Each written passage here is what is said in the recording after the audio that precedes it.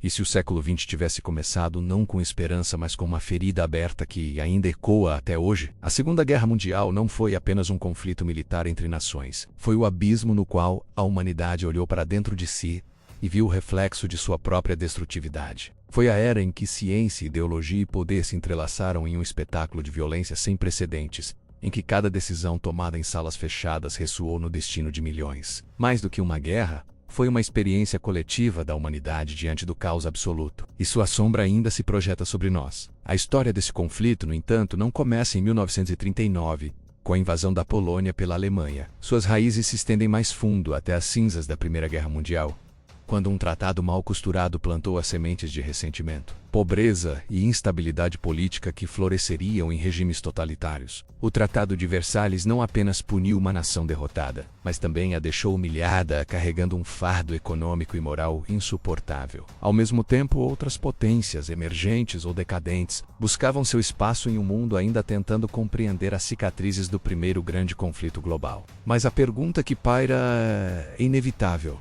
Por que a humanidade, após vivenciar uma catástrofe tão recente, permitiu que a mesma espiral de violência se repetisse, agora em uma escala ainda maior? Talvez porque o ser humano não apenas recorda, mas também esquece. E no esquecimento, abre-se o caminho para repetir os mesmos erros, revestidos de novas bandeiras, novos discursos e novos inimigos. Os anos que antecederam a Segunda Guerra foram marcados pela ascensão de ideologias extremas. Na Alemanha, a crise econômica e o desemprego em massa abriram espaço para um discurso que prometia devolver dignidade, força e glória a um povo ferido. Adolf Hitler, com sua retórica hipnótica, ofereceu não apenas promessas, mas também culpados: judeus, comunistas, estrangeiros. O ódio tornou-se combustível político, e muitos aceitaram a narrativa não apenas por convicção, mas por desespero. Enquanto isso, na Itália, Benito Mussolini encarnava o fascismo como modelo de poder centralizado, autoritário e agressivo. No Japão, o militarismo se consolidava, embalado por uma ambição imperial que via na Ásia e no Pacífico o seu campo de expansão natural. A Europa e o mundo observavam o crescimento dessas forças muitas vezes com indiferença ou hesitação,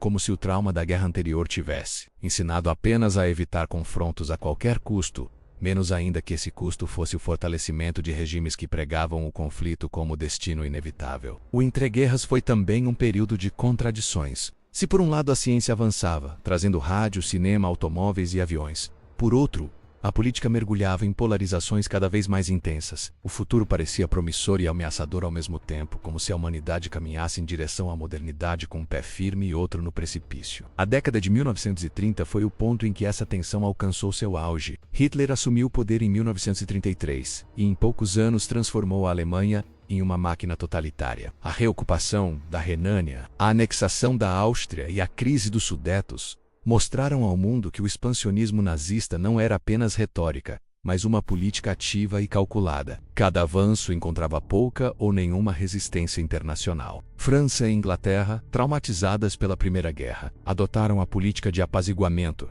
acreditando que ceder a certas demandas poderia evitar um novo confronto. Mas como conter uma força que se alimentava justamente da fraqueza dos outros? A pergunta ainda ecoa como um aviso da história.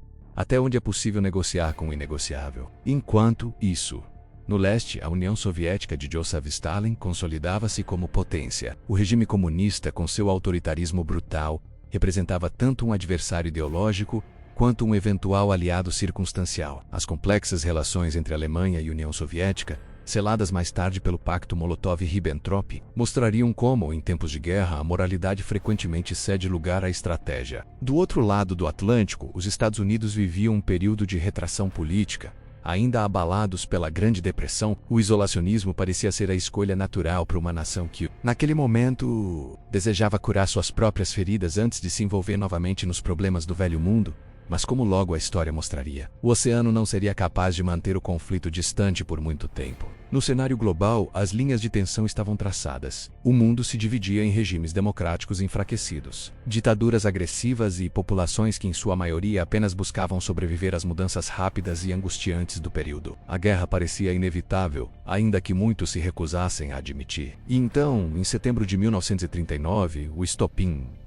A Alemanha nazista invade a Polônia. A Europa mergulha novamente no caos. A França e o Reino Unido declaram guerra, mas ainda sem imaginar a magnitude do conflito que se iniciava. O que viria a seguir não seria apenas uma guerra de trincheiras como A Empire, mas um conflito total, que mobilizaria economias inteiras, redefiniria fronteiras e testaria os limites da moralidade humana. O que estava por vir era mais do que batalhas em campos distantes. Seria a luta pelo próprio conceito de civilização, pelo futuro de povos inteiros e pelo direito da humanidade de não sucumbir à sua face mais sombria. Mas antes de nos lançarmos aos horrores do conflito, precisamos compreender uma questão essencial.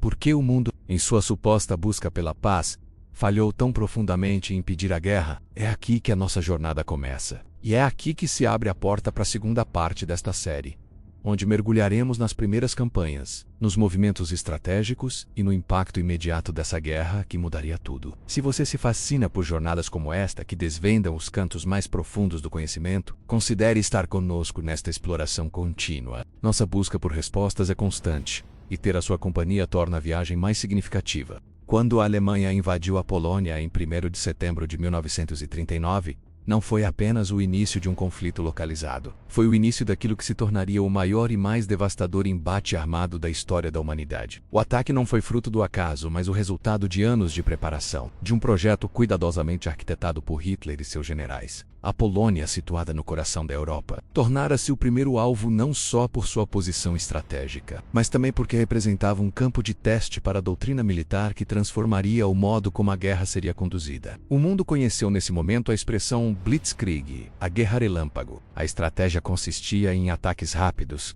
combinando o uso de blindados, aviação e infantaria em movimentos coordenados que desestabilizavam completamente as linhas inimigas. A Polônia resistiu bravamente, mas em poucas semanas foi esmagada. Não se tratava apenas de conquista territorial, mas da aplicação de uma nova forma de violência militar, tão avassaladora que parecia impossível de ser detida. 2 dias depois da invasão, Reino Unido e França declararam guerra à Alemanha. No entanto, suas forças estavam longe de prontas para agir de maneira eficaz. Iniciou-se então o que ficou conhecido como a Guerra de Mentira, durante meses. Apesar da guerra declarada, não houve confrontos significativos entre os exércitos ocidentais e os nazistas. Tropas se mobilizaram, fronteiras foram vigiadas, mas a hesitação dominava. Era como se a Europa respirasse antes do mergulho no caos absoluto.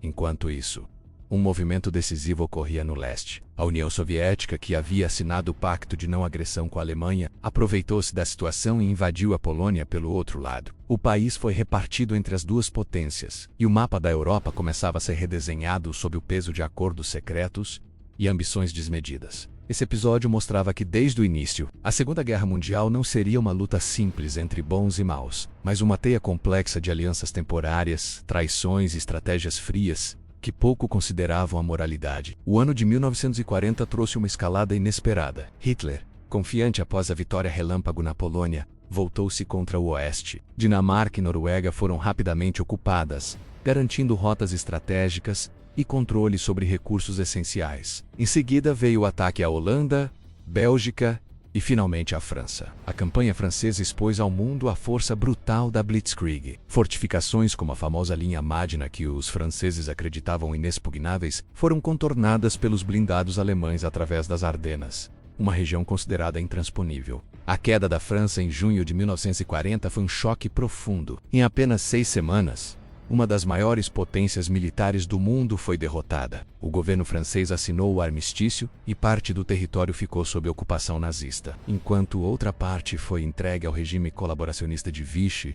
O mapa da Europa Ocidental agora estava quase inteiramente sob controle de Hitler. Diante desse avanço implacável, apenas o Reino Unido permanecia firme. Foi então que se iniciou a Batalha da Grã-Bretanha, um confronto aéreo que definiria o futuro imediato da guerra. A Luftwaffe, a Força Aérea Alemã, lançou intensos bombardeios sobre cidades britânicas, alvos militares e infraestruturas. Londres, Coventry e outras localidades sofreram noites intermináveis de destruição, conhecidas como Blitz. E, no entanto, algo surpreendente aconteceu. A Royal Air Force resistiu. Com tecnologia de radar e uma rede eficiente de defesa, os britânicos conseguiram repelir os ataques. A primeira grande derrota de Hitler aconteceu não em terra, mas nos céus da Inglaterra. A resistência britânica, liderada pela voz firme de Winston Churchill, tornou-se símbolo de resiliência e coragem. A famosa frase do primeiro-ministro ecoava: "Nunca tantos deveram tanto a tão poucos."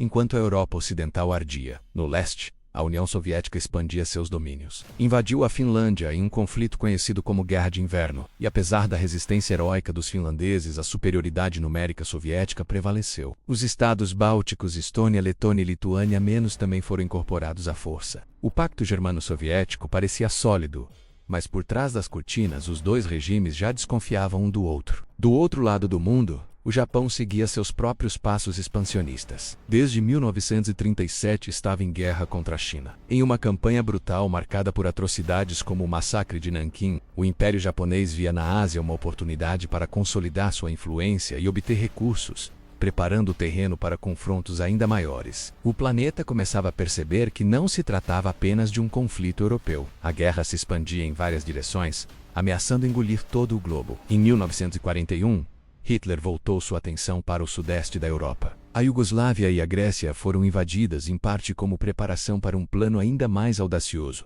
a Operação Barbarossa, a invasão da União Soviética. Este seria o maior empreendimento militar da história até então, mobilizando milhões de soldados e redefinindo os rumos da guerra. Mas o resultado não seria tão rápido quanto Hitler imaginava. Ao mesmo tempo, o Japão, pressionado por embargos econômicos e sedento por recursos naturais, preparava um golpe contra os Estados Unidos. Em 7 de dezembro de 1941, aviões japoneses atacaram a base de Pearl Harbor, no Havaí. Em poucas horas, a frota americana sofreu enormes perdas. O ataque, porém, não atingiu porta-aviões cruciais e, mais importante, acordou uma nação inteira. O que Hitler temia aconteceu. Os Estados Unidos entraram na guerra. Em questão de meses, o conflito, que começara com tanques cruzando a fronteira da Polônia, transformara-se em uma guerra verdadeiramente mundial. Europa, África, Ásia e os oceanos se tornaram campos de batalha interligados. Nenhuma região estava a salvo da sombra do conflito. O destino da humanidade parecia suspenso em um fio. A Alemanha controlava quase toda a Europa, o Japão avançava pelo Pacífico, e o eixo parecia invencível. E ainda assim, por trás das aparências, as sementes da resistência e da contraofensiva já estavam sendo plantadas. Mas como seria possível enfrentar forças tão vastas e tão bem organizadas? Como se daria o choque entre as maiores potências do mundo, em um conflito que parecia não ter limites? Essas perguntas abrem a porta para a próxima parte desta jornada, onde veremos a guerra alcançar seu auge, revelando tanto a engenhosidade estratégica quanto os horrores mais profundos de que o ser humano é capaz. O verão de 1941 trouxe consigo um dos momentos mais decisivos da história. A Alemanha, que havia conquistado quase toda a Europa Ocidental e firmado um frágil pacto de não agressão com a União Soviética, voltou-se agora contra o próprio aliado. A Operação Barbarossa foi lançada em 22 de junho, e com ela se abriu o maior teatro de guerra já visto até então. Mais de 3 milhões de soldados alemães cruzaram a fronteira soviética, acompanhados por milhares de tanques, aviões e equipamentos de artilharia. O ataque foi tão súbito e colossal que as defesas soviéticas, apesar de numerosas, foram inicialmente esmagadas. Cidades inteiras caíram em questão de dias e vastas áreas do território soviético foram ocupadas. Era o início de uma luta que transformaria a guerra em algo ainda mais devastador, onde não apenas exércitos, mas nações inteiras seriam arrastadas para o abismo. O plano de Hitler era simples e brutal: destruir o comunismo, conquistar o espaço vital no leste e escravizar populações inteiras. A guerra contra a União Soviética não era apenas militar, era ideológica e racial. O nazismo via os povos eslavos como inferiores e os tratava com uma crueldade sem limites. As cidades ocupadas sofriam saques, execuções em massa e deportações. O fronte oriental logo se tornaria o palco das maiores atrocidades da guerra. Nos primeiros meses, o avanço alemão parecia imparável. Kiev, Minsk e Smolensk caíram sob a fúria da Blitzkrieg. Milhões de soldados soviéticos foram feitos prisioneiros em gigantescos cercos militares. Stalin, pego de surpresa, chegou a se retirar para um período de silêncio, mas rapidamente reassumiu o controle. Ordenou que nenhuma retirada seria permitida e que qualquer soldado que desertasse seria considerado traidor. Mas a vastidão russa, o clima extremo e a resistência popular começaram a mostrar sua força. À medida que as tropas alemãs avançavam rumo a Moscou, enfrentavam linhas cada vez mais organizadas de defesa. O outono trouxe lama intransponível nas estradas, e o inverno seguinte revelou-se o mais rigoroso em décadas. A ofensiva, que prometia terminar em meses, transformou-se em um pesadelo de desgaste. O cerco de Leningrado, iniciado em setembro de 1941, tornou-se um símbolo da brutalidade desse conflito. A cidade foi cercada por mais de 900 dias. A fome devastou a população, e relatos falam de pessoas sobrevivendo comendo cascas de árvores, cola de madeira e até recorrendo ao canibalismo. Mesmo assim, Leningrado resistiu. A determinação dos civis e soldados demonstrava que a União Soviética não cairia facilmente. Enquanto isso, no outro extremo do globo, o Japão ampliava sua ofensiva após o ataque a Pearl Harbor. Em poucas semanas, conquistou Hong Kong, Filipinas, Malásia e avançou pelo Pacífico. O exército imperial japonês mostrava-se uma força temível, apoiado em disciplina rigorosa e uma estratégia baseada na velocidade e no choque. No entanto, a brutalidade com que tratava as populações conquistadas revelava uma face cruel. O trabalho forçado, os massacres e os abusos marcaram profundamente regiões inteiras da Ásia. A entrada dos Estados Unidos mudou completamente a balança da guerra. Uma nação com imenso poder industrial e populacional mobilizou-se em velocidade impressionante. Fábricas que antes produziam automóveis agora fabricavam tanques e aviões em escala massiva. O arsenal da democracia, como ficou conhecido, começou a fornecer não apenas para seus próprios exércitos, mas também para os aliados através do programa de empréstimo e arrendamento. Navios carregados de suprimentos, armas e veículos cruzavam o Atlântico rumo ao Reino Unido e, posteriormente, à União Soviética. No norte da África, outro palco de batalha se consolidava. Tropas britânicas enfrentavam o Afrika Korps, comandado por Erwin Rommel, o famoso Raposa do Deserto. As dunas, o calor escaldante e a escassez de recursos tornaram esse fronte singular. Rommel era um estrategista brilhante e conseguiu impor sérias dificuldades aos aliados, mas a guerra no deserto seria decidida pela logística, pelo controle de suprimentos e pelo acesso ao canal de Suez vital para as comunicações entre a Europa e a Ásia. De volta ao fronte oriental, a ofensiva contra Moscou atingiu seu auge no inverno de 1941. As tropas alemãs chegaram às portas da capital soviética. Mas no momento em que parecia que a cidade cairia, um contra-ataque massivo foi lançado. Divisões frescas vindas da Sibéria, acostumadas ao frio extremo, empurraram os alemães para trás. Moscou não caiu. O mito da invencibilidade nazista começava a se desfazer. Em paralelo, a guerra atingia novos patamares de horror, com a implementação sistemática do Holocausto. Já no início da invasão à União Soviética, grupos móveis de extermínio, conhecidos como Einsatzgruppen, passaram a executar em massa judeus, ciganos, comunistas e outros considerados indesejáveis pelo regime. Mas foi em 1942 que o plano ganhou escala industrial. Campos de extermínio como Auschwitz, Treblinka e Sobibor começaram a operar, transformando o genocídio em um processo mecanizado. O mundo ainda desconhecia a totalidade dos horrores, mas as engrenagens da destruição em massa já funcionavam em pleno ritmo. A guerra não era apenas por territórios, mas pela redefinição brutal da humanidade em si. Enquanto isso, no Pacífico, os Estados Unidos reorganizavam suas forças. Em abril de 1942, o famoso Doolittle Raid levou bombardeiros americanos até Tóquio, em um ataque simbólico que abalou a confiança japonesa. Mas seria em junho daquele mesmo ano que uma batalha mudaria completamente os rumos da guerra no oceano. Midway tornou-se o ponto de virada. Em apenas alguns dias, 4 porta-aviões japoneses foram afundados, e a Marinha Imperial perdeu sua superioridade estratégica. A partir de Midway, os Estados Unidos assumiriam a iniciativa no Pacífico. Operações de reconquista começaram a ser planejadas,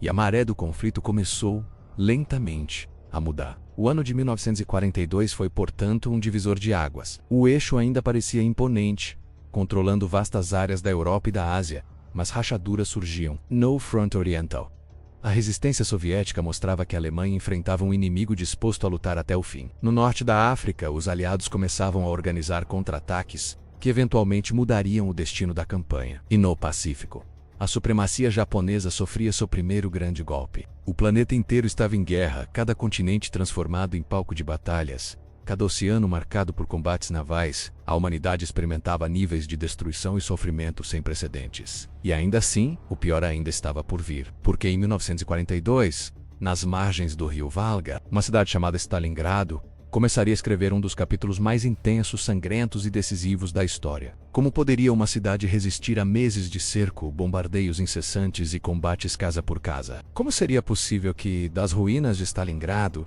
emergisse a virada que mudaria o destino de todo o conflito? Essa é a pergunta que nos levará à próxima parte desta jornada. O ano de 1942 chegava ao seu ápice, e com ele, a batalha que marcaria para sempre os livros da história. Stalingrado, a cidade erguida às margens do rio Volga, era mais do que um ponto estratégico. Era o coração simbólico da União Soviética, carregando no próprio nome a força do líder Stalin. Para Hitler, conquistá-la não seria apenas cortar as linhas de abastecimento soviéticas, mas também humilhar seu maior inimigo diante do mundo. Quando os primeiros bombardeiros alemães sobrevoaram Stalingrado, em agosto daquele ano, a cidade foi transformada em escombros em questão de horas. O que parecia ser uma vitória fácil, revelou-se o início de um inferno urbano. Cada rua, cada fábrica e cada casa tornaram-se campos de batalha. O combate corpo a corpo, travado com baionetas, facas e até com as próprias mãos, transformou Stalingrado em um labirinto de morte. Os alemães avançaram com brutalidade, mas os soviéticos resistiram com ferocidade. Stalin havia decretado: nem um passo atrás. Os soldados recebiam ordens de lutar até o último homem, e desertar era punido com execução sumária. A resistência soviética foi além do militar. Civis que permaneciam na cidade também participaram, transformando ruínas em fortalezas improvisadas. A fábrica de tratores, a usina de grãos e a própria praça central tornaram-se ícones de resistência. A guerra em Stalingrado não tinha linhas definidas. De dia, uma posição poderia ser alemã. À noite, soviética novamente. Era um ciclo interminável de morte e retomada. Os relatos falam de combates travados em andares diferentes de um mesmo prédio. Alemães no térreo, soviéticos no segundo andar, e ambos lutando para expulsar o outro. Enquanto a batalha urbana se arrastava, do lado de fora da cidade, o Exército Vermelho preparava um movimento decisivo. No inverno de 1942, a Operação Urano foi desencadeada. Tropas soviéticas cercaram completamente o 6º Exército Alemão, comandado pelo Marechal Friedrich Paulus. Mais de 300 mil soldados ficaram presos dentro de Stalingrado. Hitler ordenou que resistissem a qualquer custo. Prometeu suprimentos aéreos, mas a Luftwaffe não conseguiu atender às necessidades básicas de um exército cercado. A fome, o frio e as doenças começaram a consumir os homens que antes avançavam com arrogância pelo leste europeu. O orgulho militar alemão estava agora aprisionado em uma cidade em ruínas. Durante meses, os combates continuaram. O 6º Exército implorava por permissão para se render, mas Hitler se recusava. Nenhuma capitulação ordenava. Mas em fevereiro de 1943, a realidade se impôs. Paulus, agora promovido a marechal, entregou-se. Era o primeiro marechal alemão a se render na história. Mais de 90 mil soldados foram feitos prisioneiros. Poucos sobreviveriam aos campos soviéticos. Stalingrado foi o ponto de virada da guerra. O mito da invencibilidade nazista estava destruído. A Alemanha havia perdido não apenas homens e recursos, mas também o prestígio e a iniciativa. A partir daquele momento, a maré da guerra começou a mudar. O Exército Vermelho, que antes lutava pela sobrevivência, agora avançaria passo a passo rumo a Berlim. Enquanto isso, em outro canto do mundo, no norte da África, a guerra também mudava de direção. El Alamein. No final de 1942, as forças britânicas, lideradas pelo general Bernard Montgomery, derrotaram a Afrika Korps de Rommel. Essa vitória, somada à posterior invasão aliada no norte da África, abriu caminho para a futura invasão da Itália. O domínio do Mediterrâneo estava, pouco a pouco, sendo retomado. No Pacífico, os Estados Unidos consolidavam sua nova posição estratégica. Após Midway, iniciou-se a campanha de Salto de Ilhas, avançando gradualmente rumo ao Japão. A Batalha de Guadalcanal, que começou em agosto de 1942, foi um confronto sangrento em selvas densas, pântanos e costas inóspitas. Durante 6 meses, soldados americanos e japoneses se enfrentaram em condições brutais, até que os japoneses foram forçados a se retirar. Guadalcanal representou a primeira grande vitória terrestre dos aliados no Pacífico. Mas a guerra não era feita apenas de batalhas. Nos bastidores, as potências aliadas se reuniam para traçar estratégias de longo prazo. Em janeiro de 1943, na Conferência de Casablanca, Churchill e Roosevelt decidiram que exigiriam a rendição incondicional da Alemanha, da Itália e do Japão. Essa decisão não deixava espaço para negociações ou acordos parciais. A guerra seria travada até o fim. Até a destruição completa do eixo, essa postura refletia não apenas estratégia, mas também moralidade. O que já se sabia sobre as atrocidades cometidas pelos nazistas tornava impossível qualquer acordo. As histórias de massacres, trabalhos forçados e deportações se espalhavam, mesmo que o mundo ainda não tivesse plena consciência do genocídio sistemático em andamento. Enquanto os aliados planejavam, Hitler se tornava cada vez mais isolado em suas decisões. Ignorava conselhos, punia generais que discordavam e acreditava que apenas sua vontade poderia vencer a guerra. A obsessão pelo poder e pelo domínio absoluto cegava o líder que, aos poucos, arrastava sua própria nação para a ruína. Do outro lado, Stalin aproveitava cada vitória para consolidar sua imagem como o grande líder salvador da pátria. O preço, contudo, era pago pelo povo soviético em milhões de vidas perdidas, tanto nos campos de batalha quanto na retaguarda. A União Soviética emergia como um gigante capaz de enfrentar e derrotar o que parecia ser a máquina militar mais poderosa do planeta. Em meados de 1943,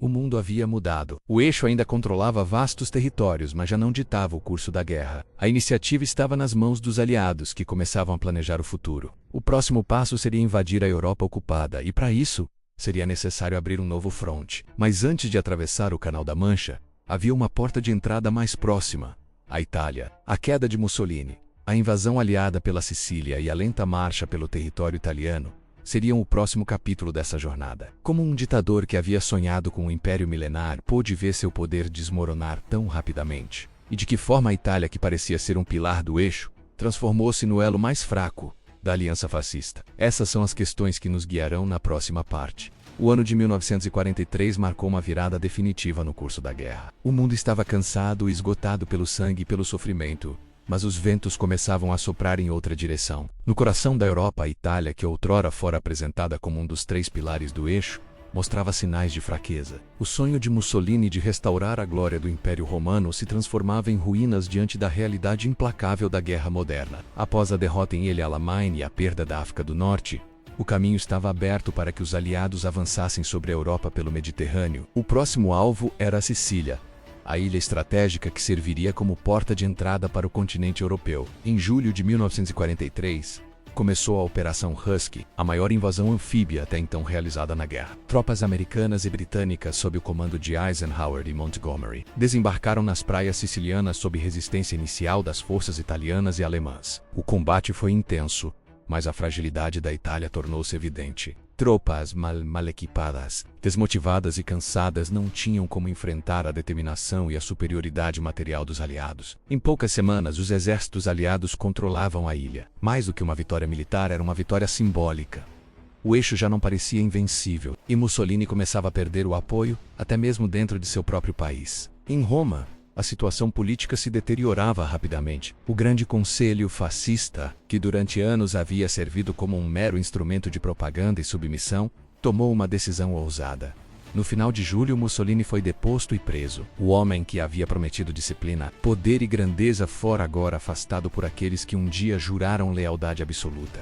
No entanto, a queda do ditador não trouxe paz imediata à Itália. Os alemães, antecipando a possibilidade de traição, rapidamente moveram tropas para ocupar o país. O norte da Itália permaneceu sob controle nazista, e Mussolini, resgatado por um comando alemão em uma ousada operação, foi colocado como chefe de um estado fantoche, a chamada República Social Italiana, instalada em Sal. Mas era uma sombra do que fora antes. O Duce agora não passava de uma marionete sob as cordas de Hitler. Enquanto isso, os aliados desembarcaram na Península Italiana em setembro de 1943. A invasão pelo sul foi marcada por dificuldades inesperadas. O terreno montanhoso favorecia a defesa alemã, que transformou cada vale e cada montanha em uma fortaleza. A linha Gustav, uma rede de fortificações ao longo da península, tornou-se símbolo da resistência alemã. A Batalha de Monte Cassino, que se arrastaria por meses, revelou-se uma das mais sangrentas e destrutivas da guerra, com a histórica abadia beneditina sendo reduzida a ruínas pelos bombardeios aliados. A Itália tornou-se um campo de batalha prolongado, onde cada avanço custava caro.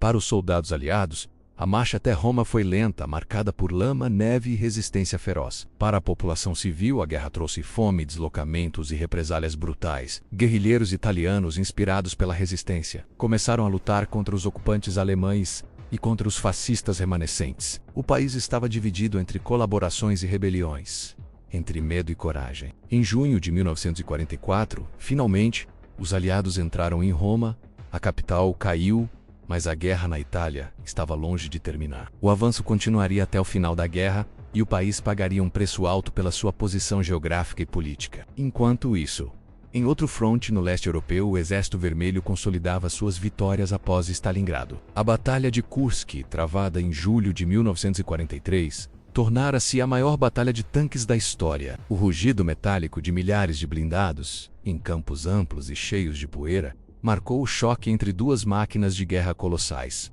No entanto, a vitória foi soviética. A Alemanha havia perdido a capacidade de grandes ofensivas estratégicas no leste. A partir daquele momento, a União Soviética começaria um avanço quase contínuo, empurrando os nazistas de volta até Berlim. A guerra adquiria uma nova dimensão, com a Itália invadida, com os soviéticos avançando e com os aliados preparando o futuro desembarque na Normandia.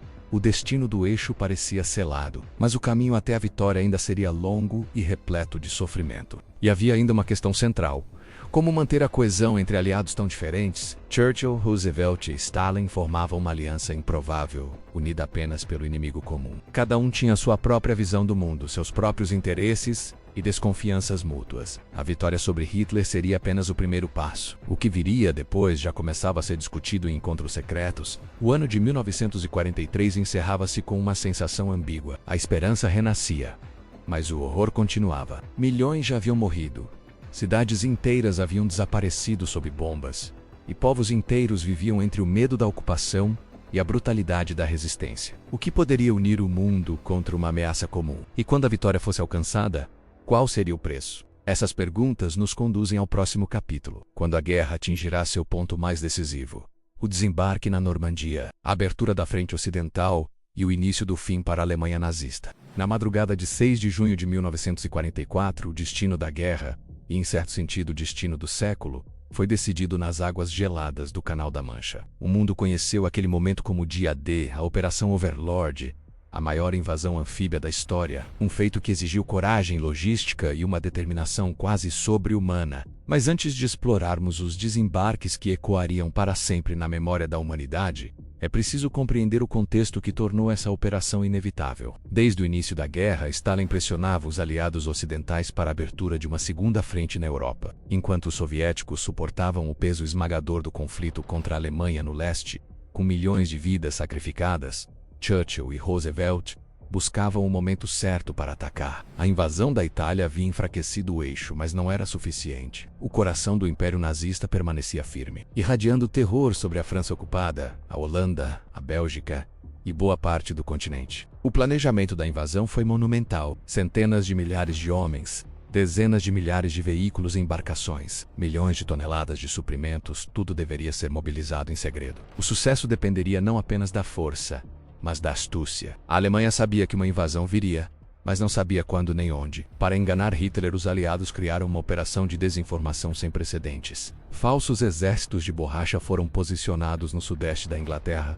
Rádios transmitiam mensagens ilusórias e o general Patton foi destacado como comandante de uma força fictícia destinada a invadir o Pas de Calais, a região que os alemães julgavam ser o alvo mais lógico. Enquanto a sombra da invasão se aproximava, os soldados aliados se preparavam para a missão que mudaria suas vidas para sempre. Muitos tinham pouco mais de 20 anos. Escreviam cartas às famílias, observavam o mar revolto e se perguntavam se veriam outro amanhecer. Nos portos britânicos, milhares de embarcações esperavam a ordem final. E nos campos de aviação, esquadrões inteiros de aviões estavam prontos para lançar paraquedistas atrás das linhas inimigas. Então, nas primeiras horas daquele dia decisivo, sob chuva fina e ventos incertos, a ordem foi dada. A invasão começava.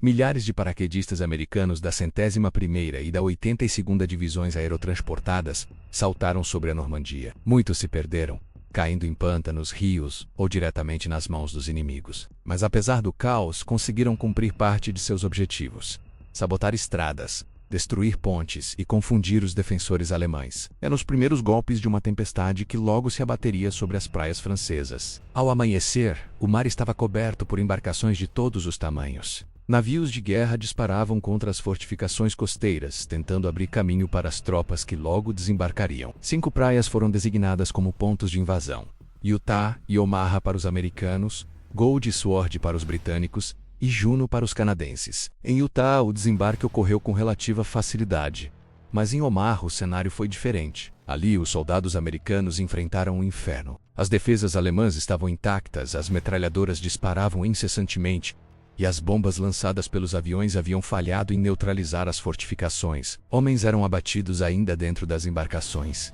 e muitos se afogavam sob o peso do equipamento ao tentar alcançar a areia. A praia de Omaha foi coberta de corpos, e a sensação era de que a missão poderia fracassar. Mas em meio ao caos, pequenos grupos de soldados conseguiram avançar, escalar penhascos, destruir posições inimigas e abrir caminho. O preço foi terrível. Mas Omaha não seria perdida. Ingold, Juno e Sword, britânicos e canadenses enfrentaram resistência dura, mas também obtiveram sucesso. Aos poucos, apesar das baixas devastadoras, a cabeça de praia estava formada. Em apenas um dia, mais de 150.000 soldados haviam cruzado o Canal da Mancha, pisando em solo francês ocupado. A muralha do Atlântico, que Hitler tanto exaltara como intransponível, havia sido rompida. Mas o desembarque era apenas o início. A partir daí, começava a verdadeira batalha pela libertação da França. O interior da Normandia era um labirinto de cercas vivas, pequenas vilas e estradas estreitas, perfeitas para emboscadas e resistência. Os alemães lutaram com ferocidade, e batalhas como a de Caen se arrastaram por semanas. Tanques pesados, como os Tigres alemães, causavam enormes baixas,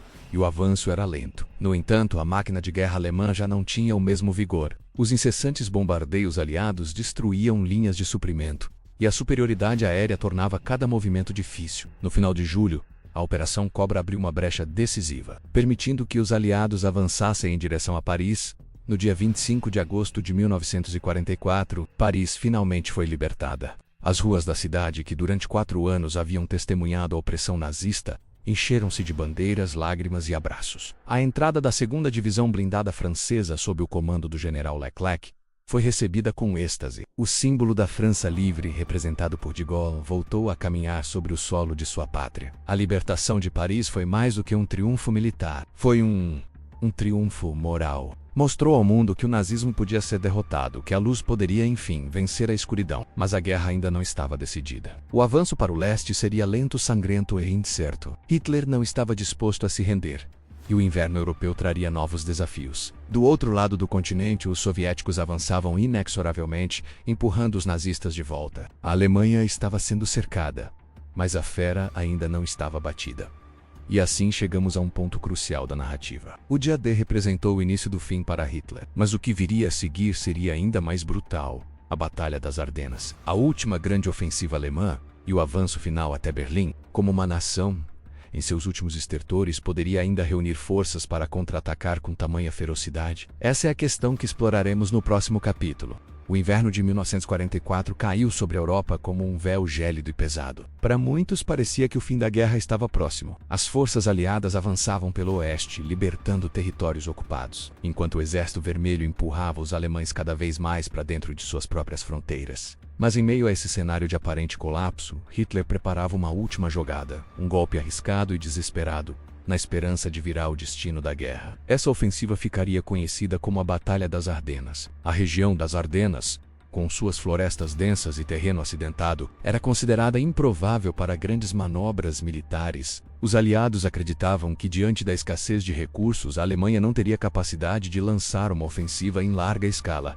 Foi justamente essa confiança que Hitler explorou. Sua intenção era surpreender os aliados, dividir suas forças e capturar o estratégico porto de Antuérpia, cortando o suprimento vital que alimentava o avanço pelo oeste. Em 16 de dezembro, sob a cobertura da neve e do nevoeiro, mais de 200.000 soldados alemães, apoiados por milhares de tanques e peças de artilharia, avançaram de repente. O ataque pegou os aliados de surpresa. Linhas inteiras foram rompidas, e cidades caíram rapidamente nas mãos inimigas. No mapa, o avanço alemão formou uma grande saliência, um bolsão no território aliado, que deu à batalha seu nome, a Ofensiva das Ardenas. Para os soldados no fronte, a experiência foi brutal. O frio cortante congelava a pele, a neve dificultava os movimentos, e a fome corroía o moral. Na cidade de Bastogne, as tropas americanas cercadas resistiram heroicamente, apesar da falta de suprimentos. Quando os alemães exigiram rendição, o general Anthony McAuliffe respondeu com uma única palavra: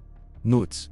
Um recado breve e desafiador que se tornaria lendário. Os alemães acreditavam que o clima severo e a superioridade inicial de suas forças lhes dariam a vitória, mas subestimaram a resiliência dos aliados e, sobretudo, a supremacia aérea que, assim que o tempo melhorou, mostrou toda a sua força. Quando o nevoeiro se dissipou, aviões aliados passaram a bombardear colunas alemãs presas em estradas estreitas, destruindo suprimentos de combustível e cortando linhas de comunicação. A ofensiva que Hitler sonhava transformar em ponto de virada tornou-se, na verdade, o último suspiro de um regime em colapso. A Alemanha não possuía recursos para repor as perdas, e o fracasso nas Ardenas acelerou seu fim. Milhares de soldados alemães foram mortos ou capturados, e as divisões blindadas, antes temidas, estavam agora reduzidas a fragmentos. No início de 1945, A situação já era irreversível. Pelo leste, os soviéticos se aproximavam de Varsóvia, preparando-se para a marcha final sobre Berlim. Pelo oeste, os aliados atravessavam o Reno, penetrando cada vez mais fundo no território alemão. O Reich, que Hitler prometera durar 1000 anos, estava desmoronando em menos de 12. No entanto, mesmo diante do inevitável, Hitler recusava-se a ceder. No bunker de Berlim, cercado de mapas e relatórios irreais, ele ainda acreditava que milagres militares poderiam salvá-lo. Ordenava contra-ataques impossíveis, confiava em armas secretas como os foguetes 5-2 e sonhava com divisões imaginárias que já não existiam. Enquanto isso, cidades alemãs eram transformadas em ruínas pelos incessantes bombardeios aliados, e civis enfrentavam fome e desespero. No campo de batalha, cada quilômetro conquistado tinha um preço altíssimo. As tropas aliadas encontravam resistência feroz, mesmo quando a vitória alemã já era impossível. O regime nazista não recuava facilmente. Soldados eram obrigados a lutar até o fim, e jovens adolescentes eram recrutados para substituir os veteranos mortos. A ideologia havia corroído qualquer racionalidade militar, e a Alemanha parecia disposta a arrastar consigo seu próprio povo para o abismo. Enquanto isso, no leste, o avanço soviético era marcado por uma brutalidade implacável. As memórias da invasão alemã em 1941 ainda estavam vivas, e o Exército Vermelho devolvia cada atrocidade com vingança. As batalhas no fronte oriental assumiam uma intensidade quase apocalíptica, com cidades inteiras arrasadas e populações civis presas em meio ao fogo cruzado. Em janeiro de 1945, os soviéticos lançaram a ofensiva Vistula-Odê, atravessando a Polônia e avançando centenas de quilômetros em poucas semanas. A Alemanha estava agora espremida, cercada de todos os lados. O colapso era inevitável, mas ainda havia mais horrores a serem revelados. À medida que os aliados e soviéticos libertavam territórios ocupados, encontravam os campos de concentração nazistas. Lugares como Auschwitz, Bergen-Belsen e Dachau mostravam ao mundo o verdadeiro alcance da barbárie. Milhões de homens, mulheres e crianças haviam sido exterminados em nome de uma ideologia de ódio. O Holocausto não era apenas um capítulo sombrio da guerra, mas uma ferida na própria humanidade. A revelação dos campos mudou para sempre a percepção do conflito. A luta contra o nazismo deixou de ser apenas uma questão de fronteiras e poder. Tornou-se também uma batalha moral, uma defesa da dignidade humana diante do abismo da crueldade. O inverno se transformava em primavera e a Alemanha estava prestes a enfrentar sua última estação. A Batalha das Ardenas havia selado seu destino, e a aproximação de Berlim era apenas questão de tempo. O cerco final estava para começar, e com ele, a última resistência de um regime condenado. Mas como foi a queda de Berlim? Como terminou a trajetória de Hitler e de seus seguidores? E que marcas esse desfecho deixou no mundo moderno? Essas são as perguntas que guiaremos no próximo capítulo. O som da artilharia ecoava sobre Berlim como trovões incessantes. Era abril de 1945 e a cidade, que já simbolizara a força e a arrogância do Terceiro Reich, estava agora reduzida a escombros e cinzas. O cerco final havia começado. Do leste, o Exército Vermelho avançava com milhões de soldados, decidido a conquistar a capital nazista e cravar a vitória soviética sobre o regime que havia trazido a guerra às suas terras. Do oeste, os aliados observavam de longe, permitindo que Stalin realizasse a ofensiva derradeira que ele tanto desejava. Nas ruas, os civis viviam em um pesadelo constante. Bombardeios transformavam quarteirões inteiros em ruínas fumegantes.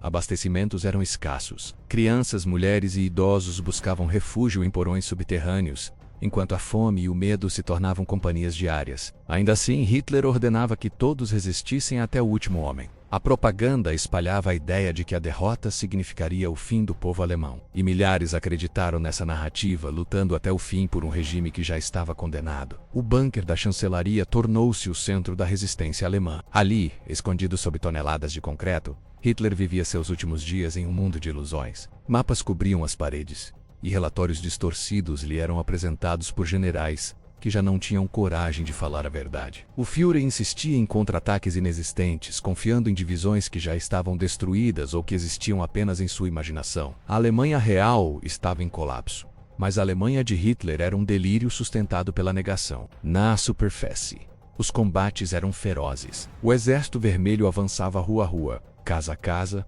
enfrentando resistência desesperada de soldados e civis armados. Crianças da juventude hitlerista, empunhando rifles antigos, eram enviadas contra tanques soviéticos. Muitos morriam em minutos, sacrificados pela obstinação de um regime que recusava a rendição. Os tanques soviéticos, com suas estrelas vermelhas, dominavam avenidas inteiras, esmagando barricadas improvisadas feitas de móveis e destroços. À medida que os soviéticos se aproximavam, o bunker se transformava em uma prisão claustrofóbica. O ar rarefeito, o som constante dos bombardeios e a sensação de iminente colapso tornavam cada momento sufocante. Era ali que o Hitler, já debilitado e abatido, escreveu seu testamento político e se casou com Eva Braun, em uma cerimônia rápida e quase surreal, celebrada em meio ao desespero. Era um gesto de apego à sua própria narrativa, uma última encenação diante da inevitabilidade. No dia 30 de abril de 1945, o destino de Hitler chegou ao fim, encurralado, recusando-se a ser capturado pelos soviéticos. Ele tirou a própria vida dentro do bunker. Ao lado de Eva Braun,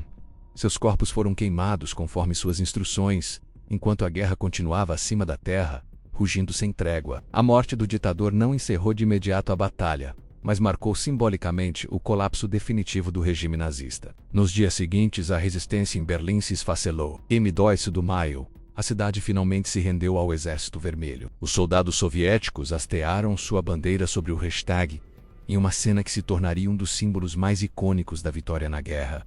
A Alemanha estava derrotada. O Terceiro Reich, que Hitler proclamara eterno, havia durado apenas 12 anos, mas a vitória teve um custo terrível. Berlim estava devastada, e sua população sofria os horrores da derrota. Saques, violências e represálias marcaram os primeiros dias da ocupação. O colapso do regime trouxe à tona não apenas a destruição material, mas também a revelação completa de seus crimes. Nos campos de concentração libertados, o mundo descobria com mais clareza as dimensões do Holocausto. Cada campo revelava pilhas de corpos, câmaras de gás, fornos crematórios e prisioneiros esqueléticos que sobreviviam como sombras humanas. A queda de Berlim não foi apenas o fim da Alemanha nazista, mas também o início de uma nova era. As potências vitoriosas reuniam-se para decidir o futuro do continente e do próprio mundo. O mapa da Europa seria redesenhado e uma nova divisão emergiria. De um lado, o bloco soviético, do outro, as democracias ocidentais. A vitória contra o nazismo foi apenas o prelúdio de uma nova tensão global, a Guerra Fria. Ainda assim, naquele maio de 1945, para milhões de pessoas, a sensação imediata era de alívio. O conflito mais devastador da história da humanidade na Europa havia chegado ao fim. A euforia da vitória misturava-se com o luto pelos mortos e a incerteza sobre o futuro. Famílias choravam seus entes perdidos. Cidades eram reconstruídas a partir das cinzas, e sobreviventes carregavam cicatrizes invisíveis que permaneceriam por toda a vida. E, no entanto, enquanto a guerra na Europa terminava, o mundo ainda não estava em paz. No Pacífico, a luta contra o Japão prosseguia com intensidade, e decisões históricas estavam prestes a ser tomadas. O destino final da Segunda Guerra Mundial seria decidido não em trincheiras ou cidades arruinadas, mas em céus incendiados por uma arma até então inimaginável. Como o Japão resistiu até os últimos momentos? O que levou ao uso da arma mais destrutiva da história humana? E como o fim da guerra no Pacífico transformou definitivamente a face do mundo moderno? Essas perguntas nos conduzem ao próximo capítulo.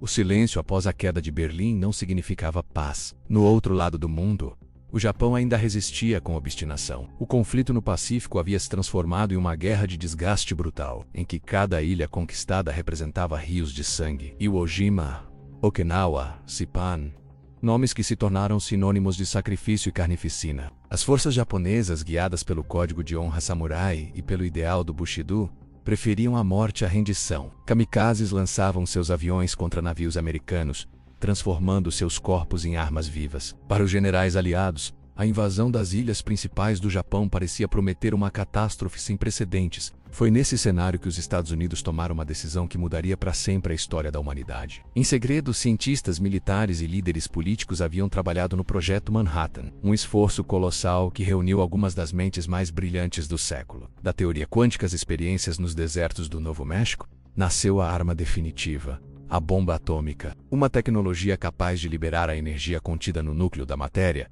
resultando em uma destruição até então inimaginável. No dia 6 de agosto de 1945, o céu sobre Hiroshima clareou com um brilho mais intenso que o sol. Em segundos, a cidade foi devastada. Edifícios desapareceram. Dezenas de milhares de vidas foram aniquiladas instantaneamente. E outras tantas morreram lentamente, vítimas das queimaduras e da radiação. 3 dias depois, Nagasaki sofreu o mesmo destino. O Japão, diante da aniquilação total, finalmente rendeu-se. O imperador Hirohito anunciou pelo rádio a capitulação incondicional, quebrando um silêncio imperial que havia durado séculos. A Segunda Guerra Mundial chegava oficialmente ao fim, mas a vitória não trouxe apenas alívio, trouxe também uma nova era de medo. O mundo havia testemunhado o nascimento da era nuclear. A humanidade descobrira que tinha poder para destruir a si mesma em questão de minutos. O triunfo contra o fascismo abriu caminho para uma nova rivalidade.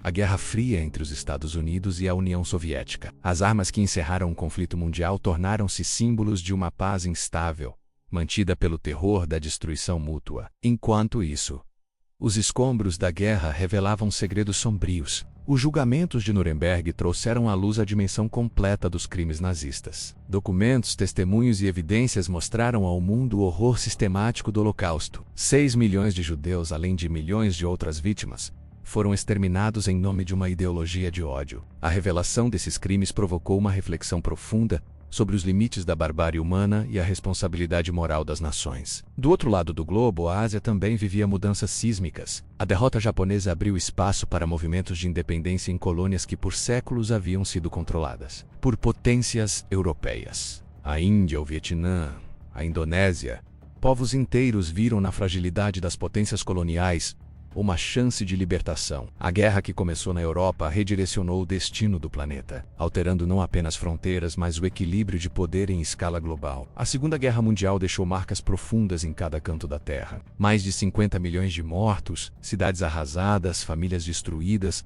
culturas traumatizadas, mas também deixou legados de reconstrução. O Plano Marshall nos anos seguintes ajudou a erguer a Europa Ocidental das ruínas, enquanto a Alemanha e o Japão, antes símbolos da destruição, se transformaram em potências econômicas sob novas bases políticas. Organizações internacionais como as Nações Unidas nasceram do desejo de evitar outro conflito dessa magnitude, ainda que o mundo permanecesse dividido por ideologias opostas. No entanto, além da geopolítica, a guerra deixou lições sobre a própria natureza humana, revelou nossa capacidade para o horror, mas também para a resiliência. Mostrou como ideias podem se transformar em armas, e como a ciência pode tanto iluminar quanto destruir. Questionou a nossa noção de civilização e nos forçou a encarar o abismo daquilo que podemos fazer uns aos outros. Hoje, ao revisitarmos esse conflito, não é apenas a memória das batalhas que importa, é o eco de uma advertência. A Segunda Guerra Mundial não é apenas um capítulo da história, mas um espelho em que vemos refletidos nossos medos, nossas ambições e nossas fragilidades. Um lembrete de que a paz é sempre frágil e precisa ser defendida, não apenas nos campos de batalha, mas em nossas escolhas diárias, em nossas lideranças e em nossas visões de futuro. E assim chegamos ao fim desta jornada imersiva pela Segunda Guerra Mundial. De seus primórdios sombrios às ruínas de Berlim, das ilhas do Pacífico ao brilho devastador das bombas atômicas, percorremos um caminho marcado por dor, coragem e transformação. A guerra terminou, mas suas lições continuam vivas, desafiando-nos a construir um mundo diferente daquele que a engendrou. Se você se fascina por jornadas como esta, que desvendam os cantos mais profundos do conhecimento, considere estar conosco nesta exploração contínua. Nossa busca por respostas é constante, e ter a sua companhia torna a viagem mais significativa.